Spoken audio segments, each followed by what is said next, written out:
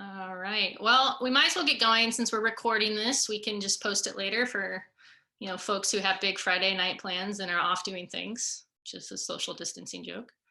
For those of you who don't know me, I'm Jamie. I coach the U12 girls team when we're normally playing. Feel free to throw any questions or even if you want me to try to cover something at some point into the chat window. Jen's hanging out as well, and so she can chime in and throw out a question if you want to ask it immediately. Otherwise, I'll try to look back at the chat when I can. So we're going to not make this too long. I wanted to at least cover one topic and get into it a little bit and try to cover some things. So if we wanted to get into other things like nutrition stuff, we might try to do that on a different webinar in the future. So again, throw what questions you have, or if there's something you want to try to cover, we can get to it. Otherwise, I just sort of set up very high-tech whiteboard behind me as a way to maybe draw out some concepts. Just to know about where I'm coming from, I used to teach nutrition at the University of Colorado. So some of how I think about this comes from how I used to teach at that level. And then also some of it comes from working with various athletes of different types, usually endurance athletes, folks who are doing a lot of sweating and working hard. And at one point, I won't plug any products specifically today, but I did work for a sports nutrition company. So I've thought a lot about how we make products that people can use. So if you guys have some questions about that, maybe we'll have time to get into that too. Okay, so we're talking about hydration, and usually what people think about immediately when they think about hydrating, they think about water. But we're gonna talk about as well electrolytes and what that means, the concept of an electrolyte, and which ones are important and which ones maybe don't matter as much. Electrolytes aren't all created equal. And so that becomes important when we're actually looking at those products that we might be trying to buy and put in our body. I'll use the whiteboard a little bit here today. So when we're thinking about hydration, obviously the opposite of that is dehydration. So when you don't have an adequate amount of either of these in your body, you become dehydrated, right? And so usually that's gonna happen, at least in the context that we're gonna think about at BBU, is gonna be when we're sweating, right? So anytime we're doing something athletic, if it's pretty hot out, we're gonna be losing a lot of sweat. We'll talk about how much that might be and get into basically when do we hit a point of dehydration and how do we put stuff back in, right? So dehydration is when you're losing either one of these, water or electrolytes. And that's usually gonna happen through sweat. So to give you, sorry if I jump out of the screen a little bit, it's hard to have a good close up on a whiteboard and be in it. I figured you need to see that more than you need to see me. So I'm gonna draw out a couple pictures, and if anything seems unclear, just give a holler and I'll try to clarify what I'm drawing here just to make it make sense. If you're gonna learn anything about me and my teaching style, is that I try to actually make things as simple as possible. I know some people want the fine details and the technology, but I usually tend to be on the opposites. Sorry, Tom. Okay, so the first thing I'm gonna draw is what I'm gonna call the inside of a cell. So see, well, it's kind of light already, but notice I put a big circle on the board here. And basically that's gonna represent the inside of any cell in our body. So that could be a blood cell, a bone cell, a muscle cell. So inside of a cell. And that's gonna become important in a second. The other thing that I'm gonna draw is kind of around this in red. That's gonna represent everything that we carry inside of our blood vessels. So any of those arteries, any of those veins, any of those capillaries. So blood vessels, okay? Those are the two main compartments that we think about when it comes to hydration, is what we have inside of our cells and what we have outside of our cells, which is mostly in the blood. And sometimes there's a space in between these two that we call interstitial. We're not gonna worry about that right now, okay? But some of you guys might have heard of that. Just think about what's inside of a cell, what's outside of a cell, and that's in your blood. Now, when we sweat, if this was a live audience, I would say, okay, well, what's sweat doing? So what sweat does for us is it puts water on top of our skin, and then when that evaporates away, it's gonna cool everything below that skin surface.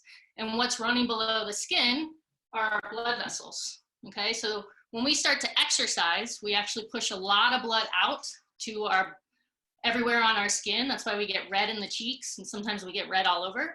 And that's blood coming to the surface of our skin. And the reason it's doing that is so it can cool off and put that cooler blood back towards our body. So if you think about inside cell, inside the blood, and then we have this layer of skin, right? This is totally not anatomically correct, so don't get confused by the circles. But, so here's my skin, and this is my sweat coming off and evaporating, right? When it does that, it cools all that blood down. Hopefully that's starting to make sense, okay? Again, if this was live, I'd say, okay, has anyone tasted their sweat? What does it taste like? Hopefully you're at home yelling the word salt, right? When we lose that water on top of our skin, it oftentimes tastes salty. And the reason that's the case is that the primary electrolyte or ion that is in our blood is actually sodium, right? So here's my blood. I'm putting a little dot there to represent sodium. And so for some of you kids, you probably remember that sodium is represented on the periodic table with an Na. So that's sodium. So the primary electrolyte we have in our blood is sodium. And we'll talk about some numbers in a little bit. Now, what's going on inside of a cell is we have a different electrolyte that's primarily in there. And that, does anyone know? Question? It's actually going to be potassium. So inside of the cell, and just to be equally confusing, potassium is represented with a K. Just gets it Latin. Don't ask why. So when we're thinking about electrolytes, what we mostly have in our cells is potassium, and what we mostly have in our blood is salt. And those move back and forth and do all kinds of important things in our body, but we like to keep those really balanced. So imagine when we start to sweat, what we're primarily losing when we lose that water and it evaporates off is we primarily lose salt. So when we start to talk about how we hydrate and how we replace things that we're losing when we exercise, we have to really think about two things that we're losing the most of. We're losing water and we're mostly losing salt. We do lose other electrolytes. So we might lose a little bit of potassium. We might lose a little bit of magnesium and chloride, but they're in pretty small amounts compared to how much salt we lose. So sometimes when people talk about certain products as having a lot of electrolytes in them, and we'll talk about one in particular that can be a little confusing, you have to actually ask what kind of electrolytes. That gets really important about what we start to put back in. And again, we're gonna go over that in a second. Okay, so these are our compartments that we think about when we're sweating. This is a pretty broad overview and it's really overly simplified, but what it should start to tell you is what you need to think about when you are performing. Okay, so let's get into what happens in our body. So far, no questions, comments, reading some things. All right, I think we're good so far. Okay, so now what I want to talk about is our GI tract and sort of what's going on in that big tube in our body. So the GI tract is essentially a tube that goes all the way from your mouth down to your butt, and we can put stuff in it so that we can replenish things in our body, okay? I'm gonna draw this in a very simple way. If you think about that tract as a very simple tube, it starts with the mouth, goes to the stomach, okay? Then we go into the small intestine.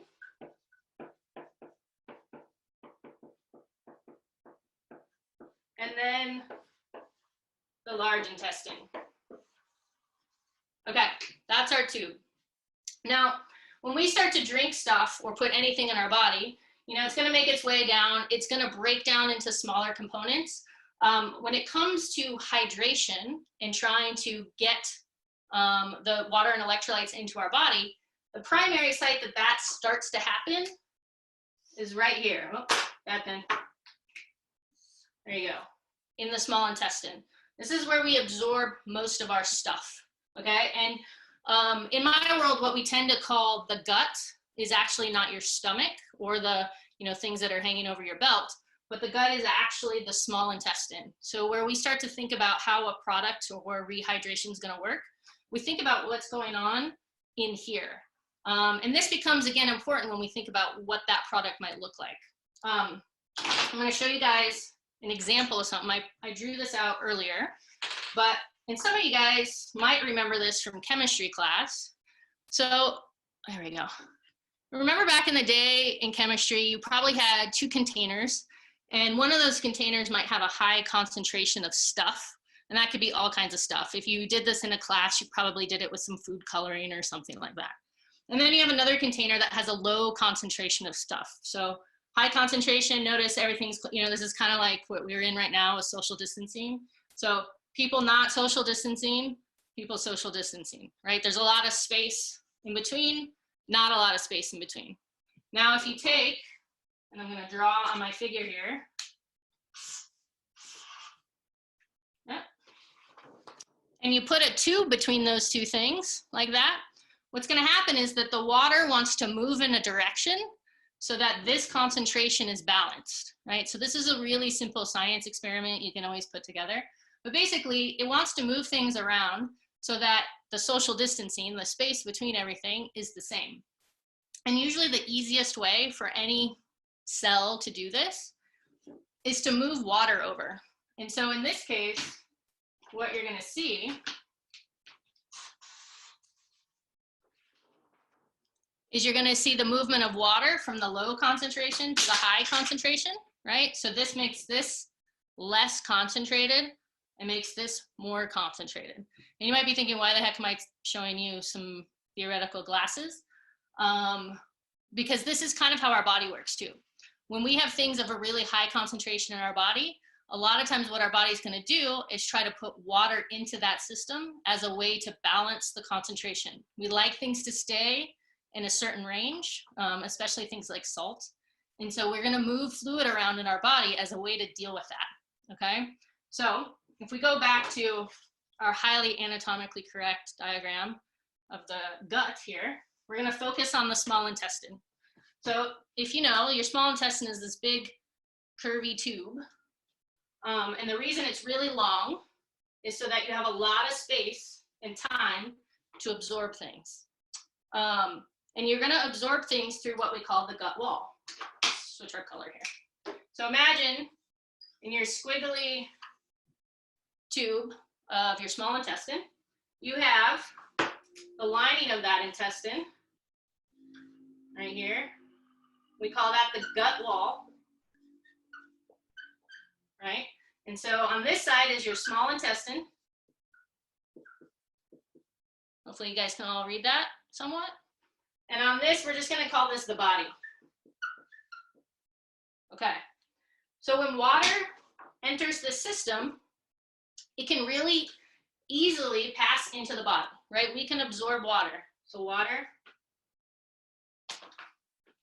we're going to use purple for water. Water will move from the small intestine to the body through what's called osmosis, right? So some of you guys probably have heard of that. It's a really passive process. It's slow. But when we're not exercising and we're just hanging out and we're drinking water or drinking other things, water will move from your small intestine into your body pretty well. And it's not a big deal because you don't need it quickly. When we're exercising, we generally need that process to happen a little bit faster, right? Because we need to hydrate because we're losing things through our sweat. And so we actually have another system within the small intestine. It's basically little channels where things can move, but the only way they can move is if they have a type of key to open it. And sometimes that key is a combination of molecules. And one of those transport systems we have involves sodium and glucose. And if you remember, I took this one out. So glucose is our simplest form of sugar. It's one little molecule formed by a carbon ring. And that's our most basic form of glucose, or basic form of sugar. And that's actually what our body likes to use the most for things like energy. If you look over here, I'll try to zoom in. If you actually combine glucose with another sugar molecule called fructose, some of you guys have probably heard that word a lot because of things like high fructose corn syrup and stuff like that. When you put those together, you get what's called sucrose. And that's our common table sugar or cane sugar, things like that, where you might see that on the label. But right now I'm going to just talk about this one molecule of glucose and how it can actually move a lot of water across our gut. So I'm going to draw this as a vehicle, as a literal vehicle. So if you imagine you have a truck, and this truck, sorry, I'm trying to find the right pens that work.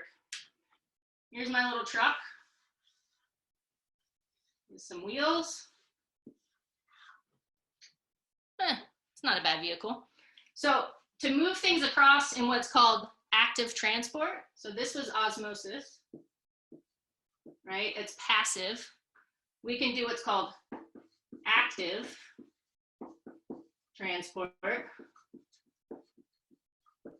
And when we have active transport, we can actually move 210 molecules of water across. That's a lot. And the way that we can do that is by having a combination of 2 sodium molecules, so that's the NaNA, and 1 glucose. So I know sugar gets a really bad rap, and we can talk about why that might be the case.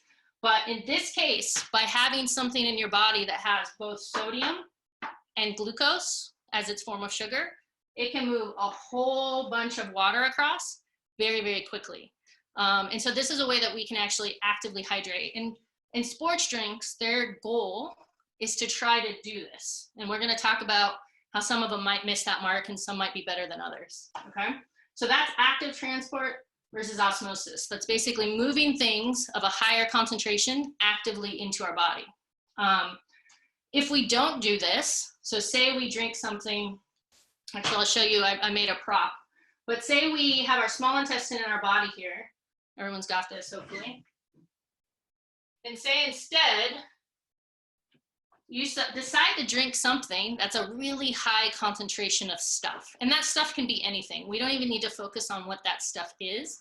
But say that stuff is a lot of things. It's sugar, it's salt, but it's also food coloring and preservatives and whatever. What that ends up happening is it puts a big concentration of stuff here in your small intestine. And if you remember from this figure, what I already showed you, what happens when something has a really high concentration? We're going to move water into it, okay?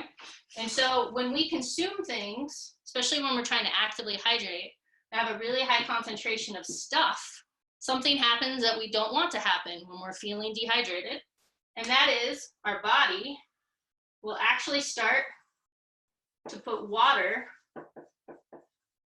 into that system. And some of you guys have maybe experienced this. If you've had a certain type of sports drink and maybe it looks a little bit more like that instead of something like that. These are both sports drinks, but they have different concentrations of stuff. If you drink something like this, you might get what some people call gut rot or gut bloat. And a lot of people in the early days of these types of sports drinks started to do a really common thing, which was dilute them, right? So they're basically trying to make them not so concentrated. And the reason why is when it starts to look like this, your body's like, whoa, whoa, whoa, too much. I need to put water in there. My dog's whining, sorry. Go on. Okay, so this is an important part of how we're gonna rehydrate and think about what we should be putting into our body and what that's gonna look like. So right now, here's what we know, that things of a high concentration and low concentration try to balance each other out, right? And so if you have in your GI tract things of a high concentration, we're probably gonna put water back into places we don't want instead of into the body where we do want it. And that there might be sports drinks that have different versions of this. And so it starts to become important when we think about what's in them. I can tell you, we'll mention it now before we get into too much of this, but one of the reasons this can happen with certain drinks, besides the fact that you might have things like preservatives and stuff like that in there, is that we're gonna get into the sugar stuff. But so I showed you guys this molecule of glucose, right? It's kind of a messy glucose. Oftentimes you'll find in these drinks something called maltodextrin. It's not an evil enemy, but basically what maltodextrin is It's a compound of glucose molecules. Sometimes you'll have 6 of those little glucose. You might have 9. You might have 20. And so when it shows up, and it affects things like sweetness and taste, but when it shows up into the small intestine, that polysaccharide, right? So imagine if each one of these dots is a glucose.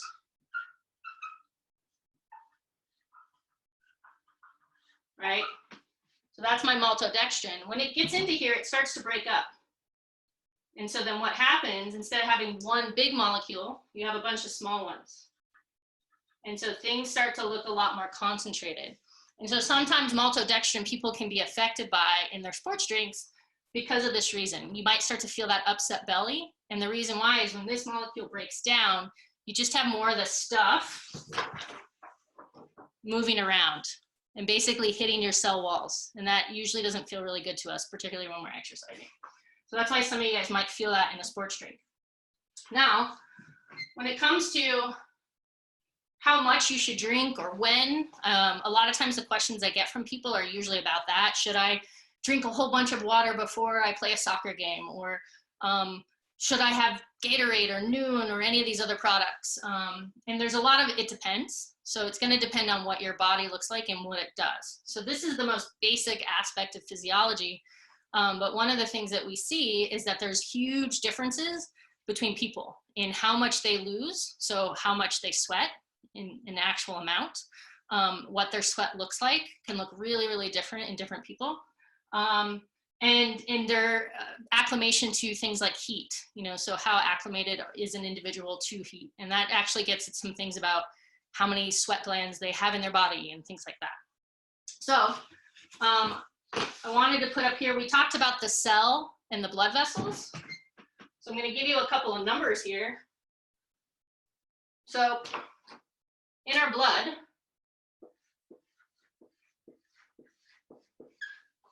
if you guys remember what our primary ion was in there, it's sodium. And there is chloride as well, and they bond together, right? If you remember, NaCl is table salt. So the primary ion that's in blood is sodium, and when we sweat, that's what we're going to lose. In your blood, you have roughly, I'm going to put a roughly sign, about 3,300 milligrams per liter of blood.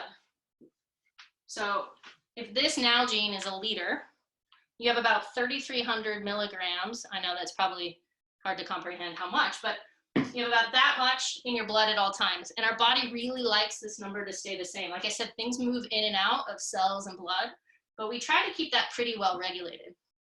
Now, when somebody sweats, they can lose a little bit of salt or a lot of salt. And there are huge ranges between that. So when I worked with athletes, we actually would do sweat concentration. So we would measure, we put these little tubes on someone's arm in various parts of their body and measure their sweat that comes out. We actually measure how much salt is in that. It's a specific test that was designed actually to test for cystic fibrosis in babies because it's an indicator. But when you look at adults, you can actually see a huge range, and it's pretty hard to predict this in yourself. Everyone sort of tries, but the range of how much is in our sweat. So if you sweat a whole liter of sweat, so if you collected this over a certain amount of time, how much salt is in there? And you can actually see a range in adults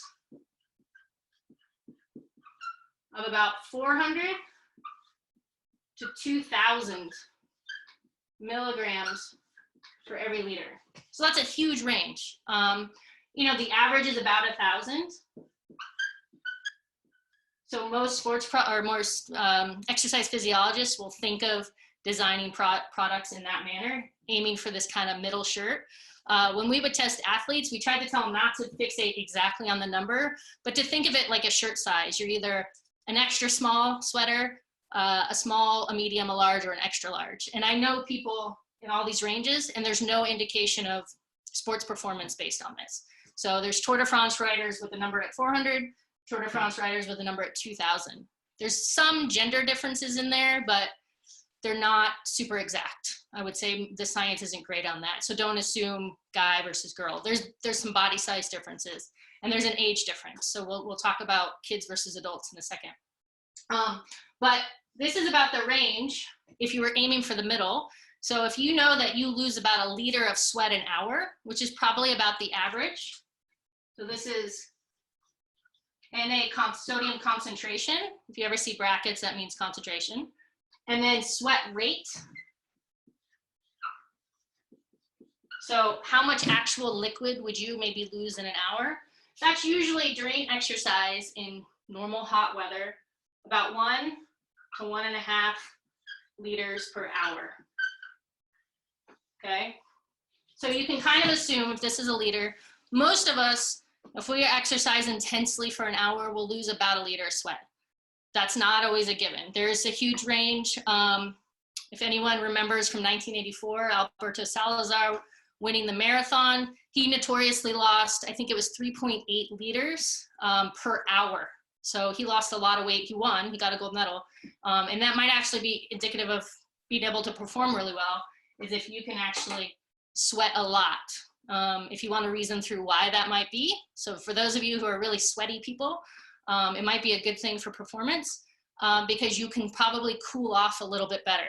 A lot of times fatigue is related to being too hot. So if you're really gross and sweaty, probably better for you as an athlete. So don't be embarrassed about it. It's actually a really great thing. I get very excited when someone's really, really sweaty. It means they have a lot of potential.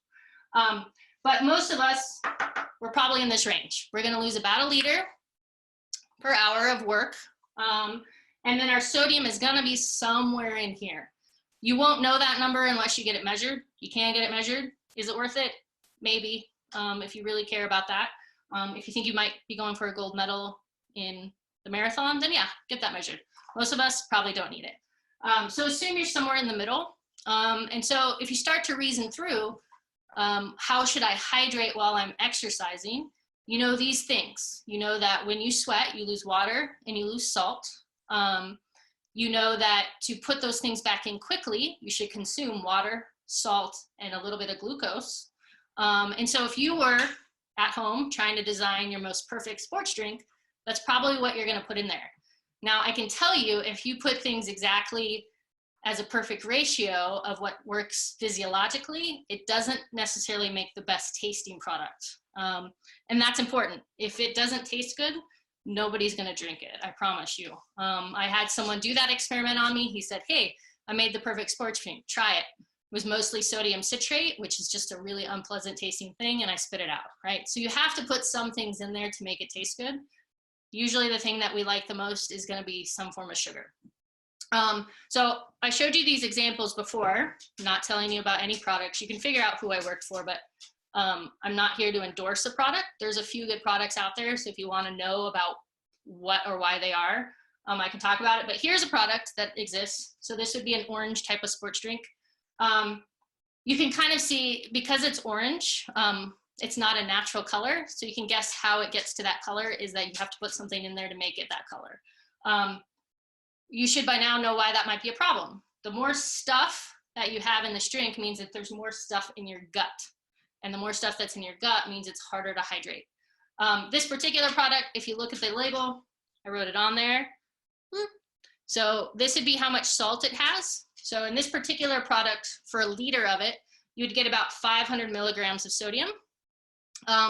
This one, they do use maltodextrin as well as dextrose. Dextrose is just maybe well, it's a form of glucose. And then they're going to put some other things in there. So this has yellow 6, which is weirdly how you get orange. They have glycerol ester. And I can tell you, you know, these things aren't the end of the world, but if you do have sensitive gut issues, you might need to pay attention to them. This could be causing you problems, right? I can also tell you the reason why this happens is that any drink that's a ready to drink drink, so you can buy it on the bottle, you have to put some of this in there for preservatives, otherwise it goes bad. So that's what's going on there. So look at the amount of sodium. This is for an entire liter. So if you had a liter full, you'd be getting 500 milligrams. You can see from our average range, that's pretty low. So when I bag on certain brands of sports drinks, and the big one that we all know what it is, they're actually a great company and they've created a lot of this field and research behind it. But the problem with those low end numbers, so being in the 500, is that you're actually not replacing probably the most critical thing that we lose when we sweat. And it does have a lot of sugar in it, and it has sugar in an unnecessary way. I love sugar. I think it's important, especially for working out, but I don't like the combination here. And you can think about why that's the case. If you start to put more salt in a drink like that, it tastes saltier, and most people aren't used to drinking that. If you look at another product, so this was a product that wasn't ready to drink. It was one that came in a powder form. The advantage, here, let me try to put something white behind it. The advantage of doing something in a powdered form means you don't have to put as many preservatives in it.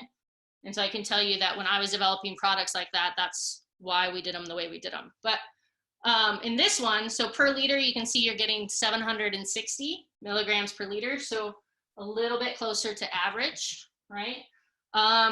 And then pretty simple ingredients. So usually you'll see sodium citrate as your form of sodium. We can get into why you would use that instead of sodium chloride. Chloride's a gut irritant, so you usually don't want that. And then cane sugar. So cane sugar is sucrose. So you're getting the glucose and the fructose. I know some people will freak out the moment you say sugar, but remember, you want this guy. The reason you use something like sucrose instead of just a combination of glucose gets at that breakdown property, and that we have a little bit easier time just taking this and converting it in this form than trying to have those big molecules of stuff. So there's some biochemistry into it. We'll keep it at that. Okay. Oh, look. Oh, good. I thought it was a question, but Jen was just saying, remember to ask questions. Throw out questions. Okay, I'm going to cover one last thing, and then we'll kind of leave it open if there are questions about things. I know Tom's going to harass me with at least one. This might answer actually one of them. But so I wanted to put this in the context. I know we have some kids on here. I know we have some adults on here. When we're thinking about our sport of soccer, so soccer, when you're playing it at the full age group, 11v11, is a 90-minute plus sport. Now we get to sub, and if you're my age, you sub a lot, but you know, when you get to a higher level and you're playing the full 90, that is what we would call prolonged exercise. And that starts to get really tricky when you're thinking about fuel and hydration. We get one break in the middle, and so you have to think about how you hydrate before the game and in the middle of the game. Again, this is going to have huge individual differences on what people like to do, but I would say that for kids, you probably don't, the biggest thing you have to watch out for is just that they're overheating more so than their need to drink, because they actually won't sweat as much. As adults, if you're playing the full 90, you would probably think a lot more about actively hydrating before the start and at halftime. So really trying to throw a bunch in there and letting your body absorb it. I won't get too much more into it than that, because there are a lot of individual differences in what you lose, and some of that takes experimentation to figure out how much you need. And I would say most of us probably figure that out, right? All right, here's my little diagram here. Let's get a little closer of what's going on in kids versus adult. And notice I put kid in quotation marks. The research can be really limited in young people just because it gets harder to study them, but essentially a kid is gonna be someone prepubescent. Puberty time can get a little tricky as far as making a comparison, so we're going to kind of ignore that at the moment. And then I would consider anyone adult sort of being post-pubescent, right? So they've gone through puberty to some degree. My dog's whining again, sorry. Okay, so the first thing we'll talk about is sweat rate per area. So this is your body size area. And in kids, it's actually lower, meaning they lose less fluid per hour. But a lot of that actually gets at the fact that even though they're smaller, it's because they end up having more sweat glands per area, and they just don't effectively use them as well. So adults will sweat more. Here's the range. On average, 1 to 1.5 liters per hour. The max ever measured, 5 liters. So just to give you, that's a lot. That would be insane. You would lose a lot of weight. This is sweat rate per gland. So, and here's sweat glands. So we do actually have little glands that release sweat. Not all of our glands do.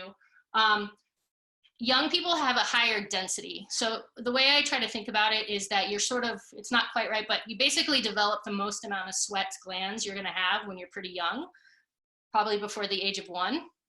And so you have a whole bunch of them, and then you basically get bigger. And so the amount that you have per area is, it's more dense when you're younger than when you're older. And you lose, your sweat rate per gland is less. So kids basically produce less sweat overall.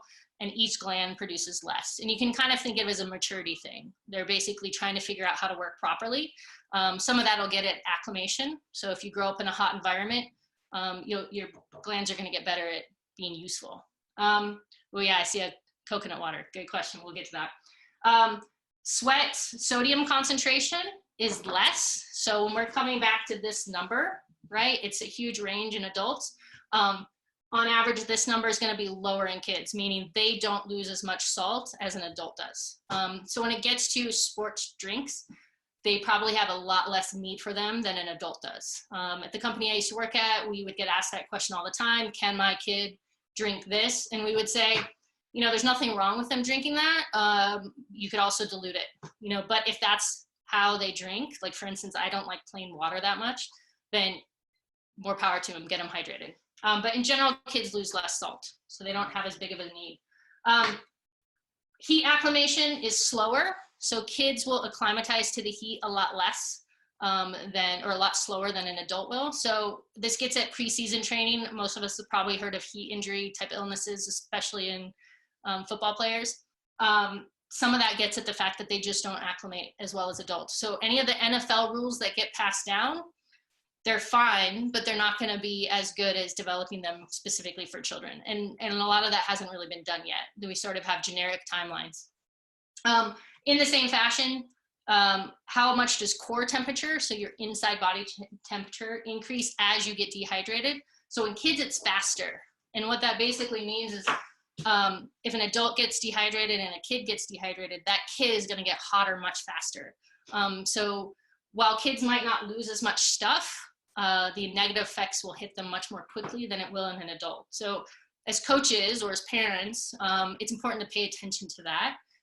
Particularly, I mean, last summer was my first summer playing soccer here, and it was insanely hot and sweaty. So in those times when we are really losing a lot of sweat, it starts to become important to put that back in. Okay, I saw some questions. All right, let's get to the first one. Coconut water is an awesome question. All the time I get asked this. So if anyone knows what the electrolyte is primarily in coconut water, let's see if it shows up in the chat. Okay, coconut water is mostly, let's get my black one, potassium, okay? It can be really tasty. Yes, potassium is an electrolyte, but if you remember from my first drawing, inside the cell, primarily potassium, outside of the cell, primarily sodium. So when we're sweating, we're not losing potassium. So putting it back in is not going to help you. And in fact, it can hinder you, because when you start to put potassium, especially in large amounts, if you're just drinking a little bit throughout the day, no big deal.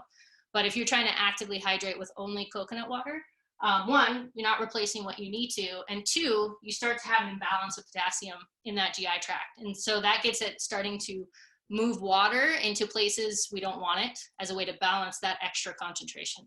So coconut water can actually be really dehydrating during activity. So you got to be really careful of coconut water. All right.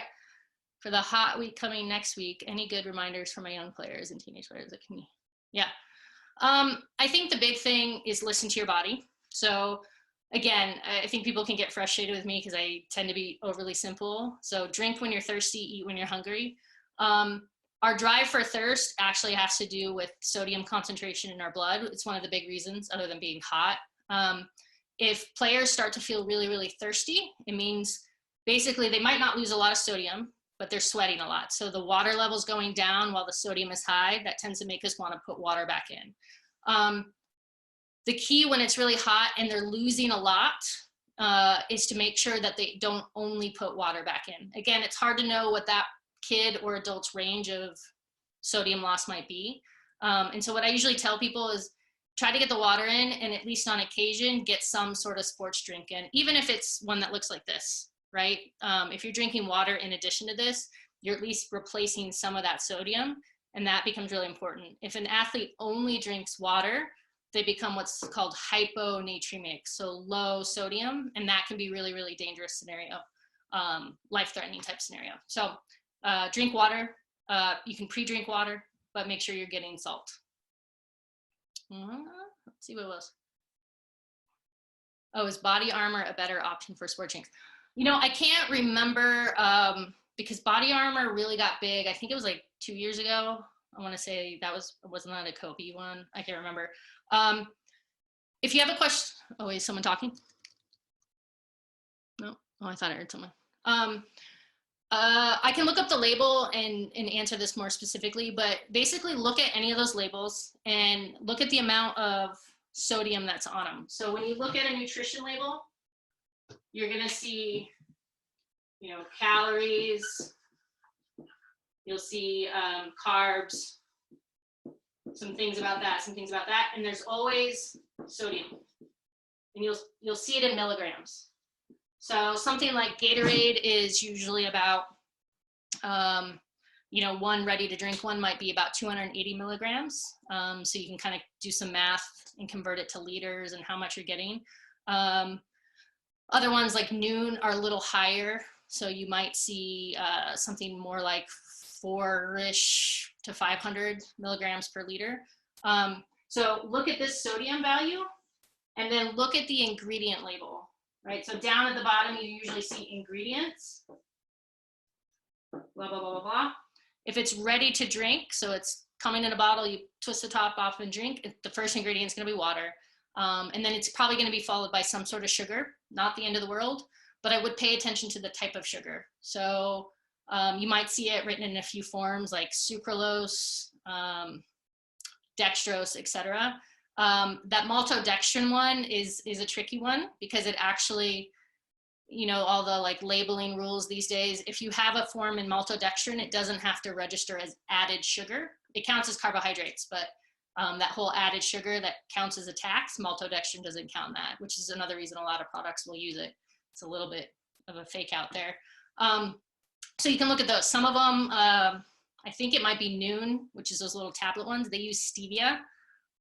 I mean, stevia is a type of sweetness. It's great if you're trying to battle things like diabetes and reduce your sugar and calories. Especially a young working athlete, they need to just get some good glucose in there, something with cane sugar. So I would say the best advice, check your labels out. All right. First, I thought that said cat food. Can eating food help replace? Yes, good question. It's a great question.